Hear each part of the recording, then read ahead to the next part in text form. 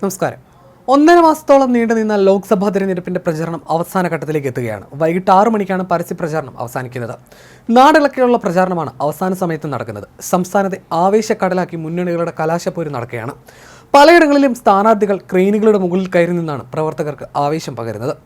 സംസ്ഥാനത്തെ 20 മണ്ഡലങ്ങളിലും സ്ഥാനാർത്ഥികളുടെ റോഡ് ഷോകളും നടക്കുന്നു. ഓരോ മണ്ഡലത്തിലെയും സ്ഥാനാർത്ഥികളും അവരുടെ അണികളും ഒരേ സ്ഥലത്ത് സംഗമിച്ചുകൊണ്ടുള്ള കൊട്ടിക്കലാശത്തിന്റെ ആവേശത്തിലാണിപ്പോൾ നാട്. ചെണ്ടമേളവും ബാൻഡ് മേളവും ഉൾപ്പെടെയുള്ള വാദ്യോപകരണങ്ങളുടെ അകമ്പടിയോടെയാണ് പലയിടത്തും കൊട്ടിക്കലാശം. കൊട്ടും പാട്ടുമൊക്കെ കൊട്ടിക്കലാശം അതിൻ്റെ അവസാന ലാപ്പിലെത്തുമ്പോഴും സ്ഥാനാർത്ഥികളുടെയും പ്രവർത്തകരുടെയും ആവേശം വളരെ ഉയരത്തിലാണ്. തലസ്ഥാനമായ തിരുവനന്തപുരത്തും കൊട്ടിക്കലാശം നടക്കുകയാണ്. തിരുവനന്തപുരം മുതൽ കാസർഗോഡ് വരെ എങ്ങും തിരഞ്ഞെടുപ്പ് ആവേശമാണ്. ഇന്ന് വൈകിട്ട് 6:30 പരസ്യപ്രചാരണം അവസാനിക്കും. ഇതിനിടയിൽ ചിലയിടങ്ങളിൽ നേരിയ തോതിൽ സംഘർഷവുമുണ്ടായി. മലപ്പുറത്ത് കൊട്ടിക്കലാശത്തിനിടെ LDF UDF പ്രവർത്തകർ തമ്മിൽ സംഘർഷമുണ്ടായി. പോലീസ് ഇടപെട്ടാണ് സ്ഥിതിഗതികൾ നിയന്ത്രണ വിധേയമാക്കിയത്. പിന്നീടും വീണ്ടും സംഘർഷമുണ്ടായി. സ്ഥലത്ത് സംഘർഷാവസ്ഥ തുടരുകയാണ്. ചെങ്ങന്നൂരിൽ പോലീസും കോൺഗ്രസ് പ്രവർത്തകരും തമ്മിൽ ഉന്തും തള്ളുമുണ്ടായി. MG റോഡിൽ നിന്ന് കൊട്ടിക്കലാശം ആഘോഷിച്ച പ്രവർത്തകർ റോഡിൽ നിന്ന് മാറ്റാൻ ശ്രമിച്ചതായിരുന്നു ഇതിന് കാരണം. കൂടാതെ നെയ്യാറ്റിൻകരയിലും തൊടുപുഴയിലും ചെറിയ രീതിയിലുള്ള സംഘർഷങ്ങളുണ്ടായി. നെയ്യാറ്റിൻകരയിൽ LDF BJP പ്രവർത്തകർ തമ്മിലും LDF UDF പ്രവർത്തകർ തമ്മിലും വാക്കേറ്റമുണ്ടായി. തൊടുപുഴയിൽ പ്രവർത്തകർ തമ്മിൽ ഉന്തും തള്ളുമുണ്ടായി. കൊട്ടിക്കലാശത്തിനിടെ LDF UDF പ്രവർത്തകർ തമ്മിലാണ് കയ്യാങ്കളി ഉണ്ടായത്. പോലീസ് ഇടപെട്ട് ഈ പ്രശ്നം പരിഹരിച്ചു. സംസ്ഥാനത്ത് ബൂത്തിലെത്തേണ്ടത് 2,77,00,000 വോട്ടർമാരാണ്. വോട്ടർമാരെയെല്ലാം പോളിംഗ് ബൂത്തിലെത്തിക്കാൻ കൊടുമ്പിരി കൊണ്ട പ്രചാരണമായിരുന്നു നടന്നത്. പലയിടങ്ങളിലും ദേശീയ നേതാക്കളും സംസ്ഥാന നേതാക്കളും ക്യാമ്പ് ചെയ്തായിരുന്നു പ്രചാരണത്തിന് നേതൃത്വം നൽകിയത്. കൊട്ടിക്കലാശത്തിന് ശേഷം നാളെ നിശബ്ദ പ്രചാരണമാണ്. വെള്ളിയാഴ്ച ജനവിധി രേഖപ്പെടുത്താനായി കേരളം പോളിംഗ് ബൂത്തിലേക്ക് എത്തും. സംസ്ഥാനത്തെ ലോക്സഭാ തെരഞ്ഞെടുപ്പിന്റെ 1.5 മാസത്തിലധികം നീണ്ട വാശിയേറിയ പ്രചാരണത്തിനാണ് ഇതോടെ അവസാനമാകുന്നത്. കഴിഞ്ഞ ദിവസം ആദ്യഘട്ടത്തിലെ പോളിംഗ് നടന്നപ്പോൾ 3-4% കുറവുണ്ടായത് ആശങ്കയാവുന്നുണ്ട്.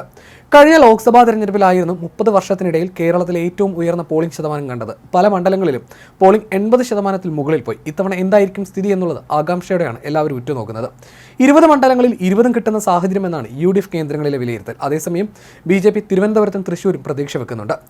LDF ആകട്ടെ 2019 തിരിച്ചടി ഇത്തവണ ഉണ്ടാകില്ലെന്നും സീറ്റ് വർദ്ധിപ്പിക്കാനാകുമെന്നും കണക്കൂട്ടുന്നു. എന്തായാലും വാശിയേറിയ തെരഞ്ഞെടുപ്പ് സംസ്ഥാനത്ത് ഉറപ്പാണ്. നിശബ്ദ പ്രചാരണത്തിന് നിയന്ത്രണങ്ങൾ കർശനമായി പാലിക്കണമെന്ന് മുഖ്യ തെരഞ്ഞെടുപ്പ് ഓഫീസർ സഞ്ജയ് കൗൾ നേരത്തെ അറിയിച്ചിരുന്നു. കൊട്ടിക്കലാശം അവസാനിച്ച ശേഷമുള്ള 48 മണിക്കൂറിൽ ആളുകൾ നിയമവിരുദ്ധമായി കൂട്ടം ചേരുകയോ പൊതുയോഗങ്ങൾ സംഘടിപ്പിക്കുകയോ ചെയ്താൽ ക്രിമിനൽ പ്രൊസീജിയർ കോഡ് ചട്ടം 144 പ്രകാരം നടപടി സ്വീകരിക്കും. ഈ സമയത്ത് ഉച്ചഭാഷിണികൾ ഉപയോഗിക്കാനോ ജാഥകളും പ്രകടനങ്ങളും സംഘടിപ്പിക്കാനോ പാടില്ല. സിനിമ, ടെലിവിഷൻ പരിപാടികൾ, പരസ്യങ്ങൾ, സംഗീത പരിപാടികൾ, നാടകങ്ങൾ, മറ്റ് സമാന പ്രദർശനങ്ങൾ, opinion Paul, poll survey, exit poll മുതലായവയും അനുവദിക്കില്ല. ആദ്യഘട്ട വോട്ടെടുപ്പ് തുടങ്ങിയ സമയം മുതൽ അവസാനഘട്ട വോട്ടെടുപ്പ് പൂർത്തിയായി അരമണിക്കൂർ കഴിയും വരെയാണ് എക്സിറ്റ് പോളുകൾക്ക് നിരോധനമുള്ളത്. ജനപ്രാതിനിധ്യ നിയമത്തിലെ ചട്ടം 145C പ്രകാരം വോട്ടെടുപ്പ് പൂർത്തിയാകുന്നത് വരെയുള്ള 48 മണിക്കൂർ ഡ്രൈ ഡേ പ്രഖ്യാപിച്ചിട്ടുണ്ട്.